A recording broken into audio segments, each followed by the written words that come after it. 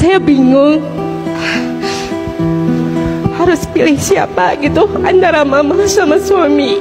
Sedangkan kata kalau saya dengar kajian surga itu buat istri ada di suami ya.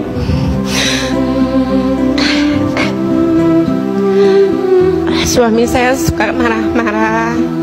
Ya jelas mungkin dia stres dengan ujian hidup yang dia alami. Sementara saya sebagai istri selalu mendoakan, hanya itu yang saya bisa perbuat.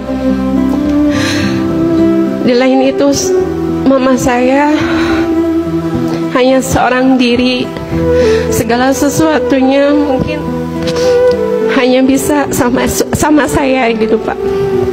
Yang saya ingin tanyakan, bagaimana apa yang harus sikap saya untuk memilih antara suami apa ibu gitu. Sementara suami pernah mengkhianati, tapi saya sekarang memaafkan. Ujiannya ya Allah berat banget. Mengkhianatinya mohon maaf teteh seperti apa kalau boleh diceritakan? Selama 12 tahun saya baru mengetahui 2 tahun ke belakang kalau suami saya telah mengkhianati. Semenjak lahir anak saya yang kedua, itu Allah memanggil saya dengan buka handphone, periksa handphone. Entah kenapa ya Allah, itu malam saya nggak bisa ngelupain. Kebuka semua kelakuan dia yang ya Allah saya nggak bisa sebutin. Akhirnya mama saya ngasih tahu, terserah kamu mau pisah atau enggak, kamu jalani. Saya memilih ya Allah, ini ujian. Saya akan memaafkan suami saya. Dan saya mengharap ridho dari mama. Izinkan rumah tangga saya menuju sakinah mawadah warahmah. Amin, amin. Itu aja. Baik, hatur nuhun. Ya,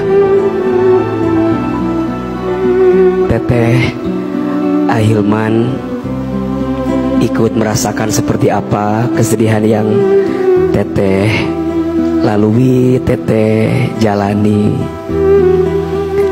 Sabar itu ada 3 tingkatannya. Ada berapa? 3. Yang pertama, sabar dalam ketaatan kita kepada Allah. Yang kedua, sabar dalam meninggalkan maksiat kepada Allah. Dan yang ketiga, sabar dalam menghadapi musibah atau ujian dari Allah. Rumah tangga itu memang tidak mudah ya Teh. Ahilman salut dan bangga sama Teteh masih mempertahankan rumah tangga dengan segala ceritanya. Kalau untuk lupa mungkin sulit, tapi setidaknya Teteh belajar memaafkan, itu adalah fase yang terbaik. Saya berharap mudah-mudahan tetap terus berjalan rumah tangga dengan luka yang pernah ada. Tidak usah dijadikan pilihan antara ibu dan suami, karena dua-duanya pasti punya POV dan sudut pandang yang berbeda-beda. Seorang ibu pasti ingin anaknya bahagia, betul? Betul. Maka ketika ibu bilang kamu berpisah sama suami kamu tinggalkan, pasti dari hati sanubari seorang ibu pengennya anak perempuannya mendapatkan kebahagiaan. Tapi Teteh juga paham suami kita bukan malaikat yang sempurna, tidak ada salah. Pasti ada salahnya. Selama suami Teteh mau berubah, bisa berubah, ingin berubah, bertahan.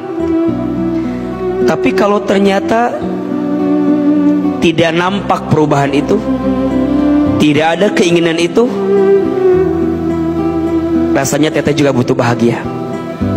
Bertahan terluka itu satu sisi baik, satu sisi nggak baik.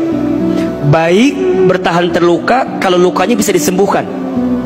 Tidak baik bertahan terluka kalau lukanya udah akut, udah nggak bisa, sulit. Maka berpisah adalah pilihan terbaik. Cerai itu dibenci Allah, tapi diperbolehkan. Cerai itu dibenci Allah, apalagi kalau cerainya bukan urusan syar'i alasannya. Teteh tinggal cek aja suami bagaimana sholatnya, Suami bagaimana memberi nafkah sama tetehnya? Masih tanggung jawab atau tidak? Ada KDRT atau tidak? Dia berbuat dosa besar atau tidak? Kalau selama semua listnya aman, semua baik-baik aja, pertahankan. Rubah bareng-bareng. Suami kita nggak sempurna, kita juga nggak sempurna, betul? Bertahan terluka dengan semua luka yang pernah ada. Saya percaya setelah luka itu akan ada rasa manis yang bisa kita dapat.